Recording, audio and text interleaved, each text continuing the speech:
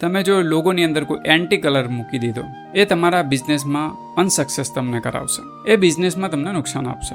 Colour કેટલી effect છે, મેં પહેલા વિડીયોમાં પણ કીધું હતું કે ન્યૂઝીલેન્ડ, બરાબર, ન્યૂઝીલેન્ડ ફાઇનલમાં તો દરેક વખતે આવી જ જાય છે, પણ એ ફેલ થઈ જાય છે. કારણ શું છે? એની ટી શર્ટનો કલર બ્લેક.